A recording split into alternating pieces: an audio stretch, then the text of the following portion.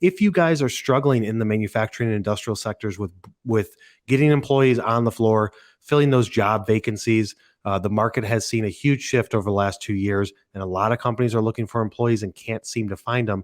Then on this episode, we bring in Patrick O'Reilly from Factory Fix to talk about how he's been solving the problem for the last few years.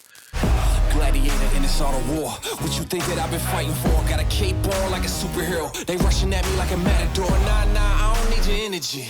I don't need the negativity. I'm just trying to bring my people up. Promise y'all I got the remedy. Straight to the roof, tell them we bringing the troops. We got a little surprise, you thinking that we ain't the truth. We give it 120, we never make an excuse. So go run and tell everybody down that we coming for you. There we go. Patrick, how's it going, man? Hey, Kyle. Thanks for having me, man. Oh, no problem. So, Patrick, tell me and tell the audience, what is it that you guys do over there at Factory Fix? Yeah, so Factory Fix is really the first recruiting platform dedicated to the manufacturing industry. And it's unique in that we're really trying to help with the three major problems that we see in the manufacturing recruiting world today. The first being the labor shortage, right, which isn't unique to manufacturing, but is definitely problematic. The second is the skills gap with the retiring workforce, which is more unique to manufacturing. And the third is just the overall responsiveness and the candidate ghosting problem, which, I think recently has just been maybe the most frustrating issue for a lot of our clients. So we're just trying to build a technical, online platform to help with those unique challenges. Yeah. So talking about that, there's like recruiters that recruit only for specific industries, right? But that's more high level stuff where they're dealing with higher paying jobs. But what you guys are focusing on, is there a specific niche in that, or are you guys tackling all positions at an industrial company? Yeah, so it's really across the board, everything from, like general laborers or machine operator positions, lower skill positions, up to, mechanical engineers, robot programmers, some of the more skilled positions, even management positions like, plant managers or operations managers. We're helping across the board, but I think the value prop that we provide differs based on the position you're needing, right? For the lower skilled position, it's much more about volume and streamlining your hiring process, and just making that as efficient as possible and getting you more candidates, wider reach and everything. But for the higher end, I'd say the value prop that we provide our customers is really around skills matching and vetting. But either way, we have customers that use us both ways, and, hiring needs fluctuate as we know. So, our goal is to really just be that turnkey solution for whatever manufacturing companies need. Yeah. So let's talk about that a little bit more, because like we've got clients on our side that they're looking for 50, 40, 60 people, that are on the floor workers, right? Like there's other recruiting companies that say that they can bring in, high level people, sales, marketing, CFOs and stuff. But it seems like from our standpoint that the gap is so massive with how do you get machinists and programmers and things like that to know about your company, apply for the position. And so that's something that you guys are trying to fill, or are currently filling that void out there for it. Yeah, so there's a couple things going on, right? Like we're trying to help with the short-term need, which is making sure your jobs cast the widest net and are all over the internet to drive as many applications as possible with people that are currently in the job market, right? So just making that whole process as efficient as possible is what we can help with today. But our company, we're venture capital backed, and we're really invested in this to play the long game and work on solutions that, or work on problems that aren't going to get solved today, but, require more time. And that is, how do we get young people into the manufacturing industry, right? How do we just, kind of rebrand the industry as a whole so that people are excited about coming in? It can be a viable alternative for some people instead of going to a 4-year university. And we need to raise awareness that this actually can be a lucrative career path. And so I think we can help fill that gap and be part of that rebranding effort. Yeah. So let's talk about, because you guys have been around for what? I think 4 or 5 years you guys have been, since you first got started, roughly. Yeah, I mean, it started as a side project about 5 years ago when I had my last company, which, we built robotic automation systems for manufacturing companies. And so we ourselves were, a specialized type of manufacturer. And so, I felt the pain, I lived it firsthand, and trying to build this platform out with that experience in mind. Yeah. So you're from the industry, exactly being in their shoes, right? You know what that pain feels like. Yeah, I mean, totally. It's not an easy challenge. I mean, there's just so many macroeconomic factors going on, microeconomic factors. You have, government mitigation efforts with COVID causing all sort of secondary and third degree effects that's affecting the labor market. You have unprecedented competition from not only other manufacturers, but the Amazons of the world, the Chipotles of the world, DoorDash, Uber, the whole gig economy stuff. So it's really been a perfect storm for the labor market right now, and it's about as crazy as I've ever seen it. So like I said, there's short-term things we can do to help, but we're also in it to play the long game and improve this over time. Yeah, so you guys are there looking to partner with companies to, like you said, solve that short-term issue, which I'd say probably 75% of our marketing clients are having those issues. And then also be that long-term solution to try and, I guess, circumvent and make sure that this issue doesn't happen again in the future, right? Because you can only prepare for so much, but like COVID threw everybody for a loop. And then at least down here in Texas, we saw that once we stopped accepting the federal unemployment tax benefit, the extra money that they were throwing, once we kicked that out, we saw a little bit of an increase. Do you feel like that's impacting things still, or did last year at all? Yeah, I mean, certainly those are starting to wind down, but that was maybe the biggest issue, at least when you look at last year. The industry was booming, right? So that's part of the perfect storm too, where everyone was busy, everyone needed to get, parts out the door. But then the government coming in and, essentially subsidizing people to stay home really hurt. I mean, it really hurt, and you see it more in certain states.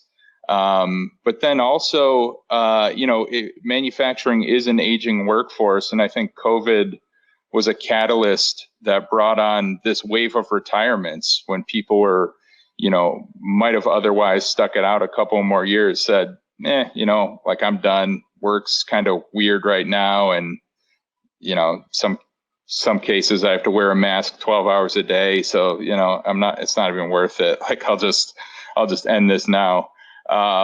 So yeah, it's been crazy. There's no doubt about it. And, hopefully things are normalizing now.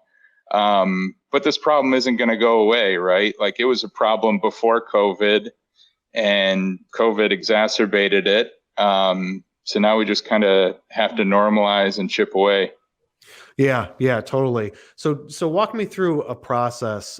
Let's say that we were looking to engage with you guys. What is a typical process that you guys go through? Is there like 5 steps of assessing what their needs are and then going through? What does it look like once somebody starts engaging with you guys? Yeah, I mean, so we try to make it as easy as possible to engage with us. And usually we have one meeting. We talk about what you're doing today, if you're spending on job boards or staffing agencies or headhunters, or if you're doing job fairs or, that sort of thing. And then we talk about, goals, whether it's to just get more applications and drive that, get more traffic, or if it's really more about saving time and vetting and making sure that your company is only dealing with candidates that are interested in your job, that are qualified. And so once we determine that, we know we can provide, value both ways, but it enables us to kind of tailor our service more for that company's unique need. But from there, we just, we do free trials, right? So we want to prove that our platform can provide value before you sign up with a long-term engagement with us. We don't want there to be any ambiguity about how we work, or, is this really going to work for me? We want to prove that out, quickly ahead of time. And then from there, we really want it to be a partnership. I mean, our customer success team essentially embeds themselves and becomes part of our customers' talent teams, and are in there changing things, reviewing the talent pipeline on a weekly basis, and really just doing whatever we can to streamline the whole process and get your jobs filled. Yeah, I mean, that sounds like the perfect storm to create attention around a brand, right? And try and get people in. Like, you're not just trying to fill a single position. Like, let me send you resumes to this person. You're taking everything from the beginning through the end, integrating with that company. I mean, that's really the partnership that I feel like the industrial manufacturing sector needs. I mean, when you and I talked like 4 or 5 years ago, I was like, dude, this is perfect. Like, this company that you've created is like, it's serving a need. Because I think it was like 2 years ago, we did a show on YouTube where we were trying to, inspire people to get into the industrial area, because you can make an insane amount of money, but it's like these younger kids just want to go into software or do that gig economy type stuff. They're not really focused on working with their hands as much as it was like when you and I were kids and when our parents were kids. And so we were trying to bring attention around it, and it worked, but like, it's still, I feel like, would you agree that in industrial, everything is like multiple years behind the rest of the industries out there? Like, it's slower to adapt Yeah. to things. Yeah, absolutely. Absolutely. And, like you said, we kind of have a lost generation there where people were pushed away from the manufacturing industry, and it, in some respect, was seen as a last resort, right? You certainly got pushed into going to college or going into, the tech industry or hospitality or something. But yeah, I think the industry needs a rebrand as a whole. And I feel like getting into manufacturing and learning one of these skills, like CNC machining or welding or even maintenance stuff, can be a path to career freedom. It can be a path to entrepreneurship. Because let's face it, there's more online platforms popping up every day. Companies like Xometry, right, where if you're a really good machinist, you can buy a machine, put it in your garage, and have endless jobs to run through the Xometry board or other jobs platforms like that. So I think pitching it more as a path to entrepreneurship, the same way you would pitch software development. If you learn to code, you don't ever have to worry about finding a job again, right? There's just endless demand for that. The same thing is going on right now with some of these skilled trades, and you can be ahead of the curve by learning these right out of the gate, and it's a great path to making some money.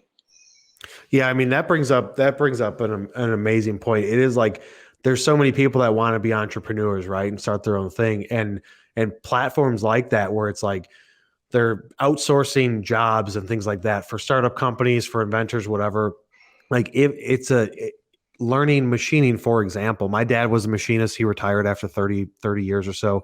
Learning a skill like that, you can just buy a machine, throw it in your garage and do that stuff on the side. And before you know it, you could have a machine shop. I feel like that's how a lot of companies 20 years ago, 25 years ago, and more got started, right? From the garage. I've heard so many stories. Started in the garage, and then now it's a massive company. But that still can be the place for people to start things if they have those skills, right? And so Totally. and so that's Yeah. where we're trying to do what we can to try and make manufacturing cool, right? Like it's tough because most people are like you said, it's a last resort. Well, if you don't get into college, if you don't do this, then you could always work at that factory and push buttons or turn things. But it really is a cool, interesting industry as technology continues to evolve. Yeah, no doubt about it. And we're trying to raise awareness around different career paths that young people can go down once you get into the manufacturing industry, right? Your first job may be as a machine operator or some sort of apprentice. But look, it's not that far in the future where you learn a couple skills, you can be making 80, 90, 100,000 a year, especially with overtime and the demand that's going on right now. I think it's very possible. And the more we, raise awareness around this and show people like, look, you can go to university, you can go into debt and get that degree. But you better do it for a meaningful degree, right? You better get an engineering degree or something like that. Otherwise, you're put in a hole when this whole time you could learn one of these trades, work your way up, and make some serious money. I think there's like far too many communication, degrees out there. Not to throw not to throw shade at communication degrees, but degrees that people went into debt for, where there's no clear path to a lucrative career once you get them. So I think it's just something you got to keep pounding the table about, and I think maybe highlighting people that went through this and are doing really well in their careers will help too. So we're looking at all of that and doing whatever we can to tell that story. Yeah, I mean, I don't even want to go down the path of the education because I'm super bullish against it. Like I'm 100% in agreement with you on what you said. The whole time Nick's pointing at himself saying he's got the communications degree and he's charging up all of our video stuff. But I mean, that's exactly it, right? Like how many times do you hear of kids getting a degree and then working something that has nothing to do with their degree? Whereas in the manufacturing industry, having that skilled, knowledge and skilled labor and things like that, like the sky's the limit as far as where you can go. You can start as that machine operator, like you said, become a machinist or some sort of programmer, take school at night, eventually maybe have your own business on the side. I mean, that's really what we're trying to do is make manufacturing cool again, like it was back in like the 60s, 70s. But it's tough when you're up against like the software stuff and everybody wants to work for the big companies and stuff like that. And so one thing we wanted to show, and guys, be sure to leave comments. And what we want to know from the people that are watching live right now is, are you guys seeing a similar issue? Are there things that you're doing to try and circumvent this issue and bring more awareness around your company? But real quick, we wanted to show a video we did for a client that what we're trying to do is show that it's cool. And this is like an advertisement for one of their job positions and multiple job positions they have open. But we just want to show one quick video and kind of get your take on it. Go for it, Nick.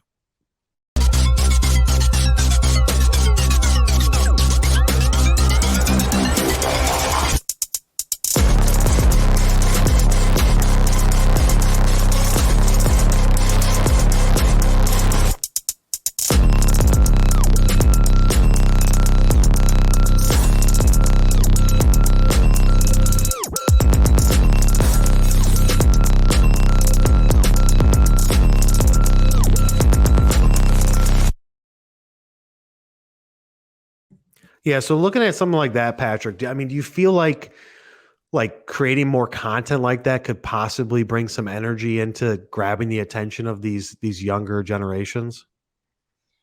Yeah, I think videos like that are super cool. They highlight the real technology that folks at these companies are using every day, and also the parts that they create.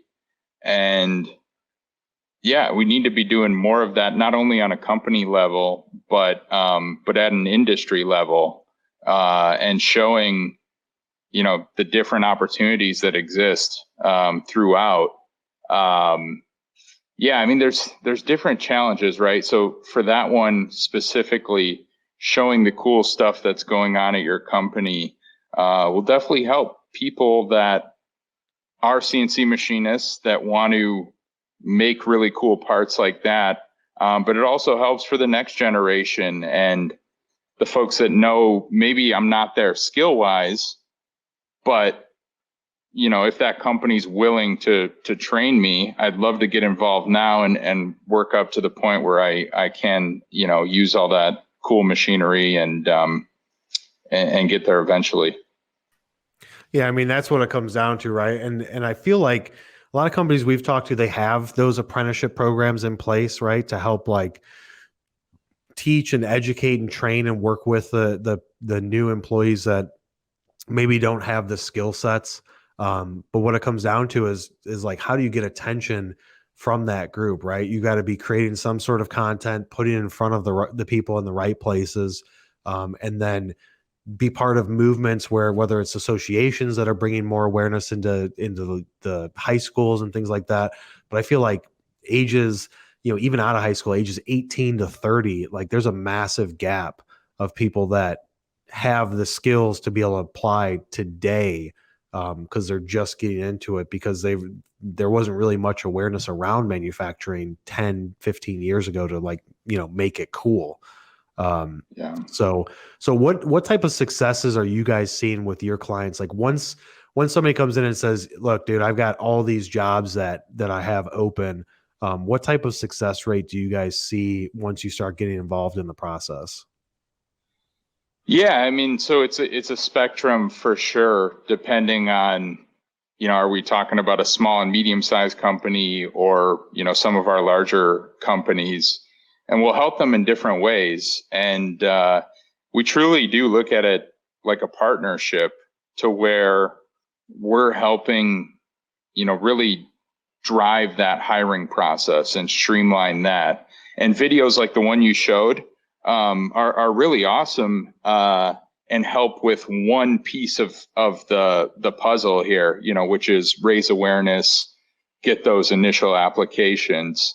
But then there's a whole like funnel that happens after that that we also try to help with, right? And what we see with some customers or prospects is that there's a lot of unnecessary friction in the hiring process, whether it takes them a couple of days to reach out to applicants, or maybe there's one HR person and they have to go back and forth with a hiring manager to see if someone's a good fit before they're due another pre-screen and then schedule the interview. And so we're working with customers to just like remove all that friction, use our technology to really just streamline and make that as efficient as possible. And so success varies with our customers, I guess, our customers' willingness to implement some of those things.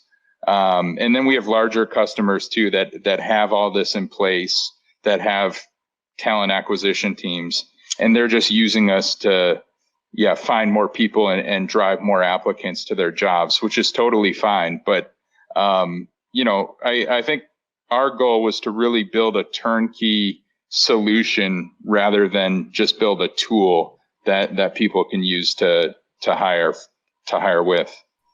Yeah, because you guys aren't, I mean, the technology that you guys have behind like factory fix, it's not like you guys are just just some people in a back room making phone calls and emailing people. Talk to me about like the interface, because you guys have done some cool things around that, correct?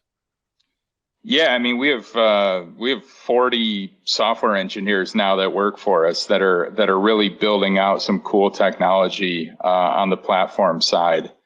And so what our technology does now is, one, it will match you to potential candidates that have skills and experience with the job you're looking for, like even down to the brand level.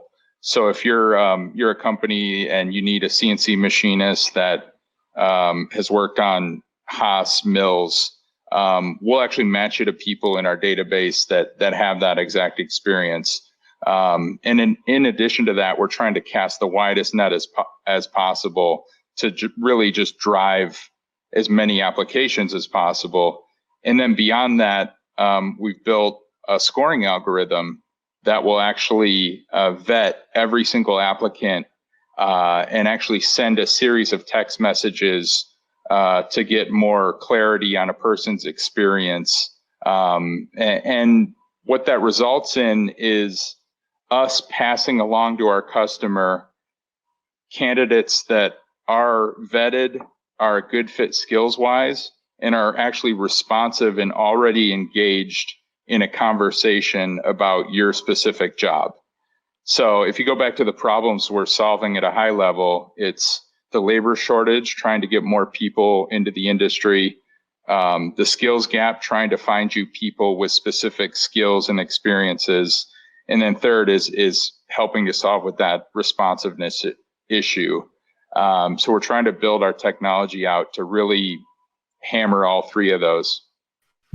Yeah, I mean, that's where, I think people really need to wrap their head around that, right? It's not, you guys aren't just I don't want to say it lightly, but a recruiting company, right? You're not only doing the recruiting the traditional way of doing it. I mean, you have software engineers, you have proprietary software you've created to help bridge that gap of speed and the resources that have to go into it. I mean, that's some cool stuff that hasn't been done before that I feel is really needed, because the traditional recruiter is doing it through a database like a recruiting database, or using LinkedIn databases or spreadsheets and things like that to go through and find those potential candidates. And what you're saying is the software you guys have created internally just speeds that up like 10x type of thing. Yeah, totally. And recruiters have their place, right? Like there are super specialized positions where, headhunters would do a good job of, calling your competitors and maybe trying to find someone to switch to your team. That's fine. But, the way they charge is you're paying them a percent of the annual salary, which obviously is really expensive. So you wouldn't use a recruiter for all of your hiring as a company across the board. But with us, our model is different. We're much more of like the job board SaaS model, where you're paying us a subscription and you can hire as many people as you want for that subscription. We're just a monthly fixed cost that doesn't change based on the number of hires. So with that, we feel like that becomes more predictable, and you can use us as your primary channel for all your hiring, and it scales nicely. Yeah, that's definitely awesome. I love that model. I think that's where the industry really needed to go to, right? Like you guys solved a massive problem of the need, right? So now it's just getting as many people as you can into your funnel so they understand what Factory Fix is. How are you guys different? What do you guys do? Where can people learn more information about you guys? Yeah, I mean, go to our website. That's the best place, factoryfix.com. There's a form on there. It'll tell you about what we do for employers. You could also see the worker side and what we're doing to truly build the best job seeking experience out there, which is how we build our talent database. But yeah, go to our website. Could also shoot me an email, patrick@factoryfix.com. I'm on LinkedIn too. So however you want to reach out, be happy to talk to you. All right. So if you guys got value out of this, share this with your HR department, share this with anybody that you know in your company to bring some awareness around what Patrick is doing at Factory Fix and how they can help solve your problems. Be sure to subscribe to the YouTube channel. We come out with content 2 times a week and doing 2 lives a week. So you can jump into those, turn on your notifications so you're aware and participate with the comments, and we will see you on the next one.